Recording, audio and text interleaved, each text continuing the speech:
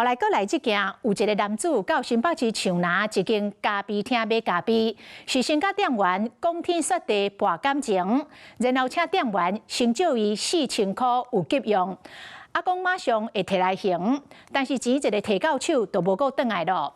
講這個男子用同款的手法，佇咧台北、宜蘭、桃園攏捌騙過。目前警方已經鎖定伊的身份，要追查伊的行蹤。看老闆了？沒有啦，我不是老闆，我是員工。你們那個帥帥的李威店長呢？哦，那是不錯。來到店裡，就甲店家稱好互小姐問，咖啡錢也未付，顛倒先開嘴甲店家講要換錢，過程中閣有講有笑。你先換給我，我等一下再給你換回來。我先拿過去找客人啊。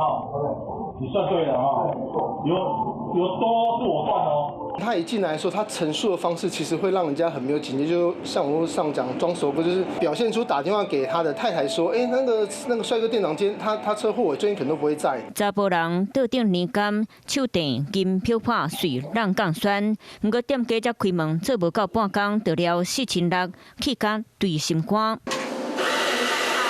查甫人張透炒來到這一間佇咧樹林的咖啡店，講是附近的豬肉檔，太太定定來遮買咖啡。店家相信人客，其實查甫人規貫的消費劇情定定佇咧扮演。我馬上藏在你這裡買啊。有黃連粉阿爺國寶店冒賣雞卵糕的單。拜託，我住旁邊，我不可能為了幾千塊把那幾百萬的家不要了吧？一個開喙就是3-4千，佮講甲面袂紅，氣袂喘。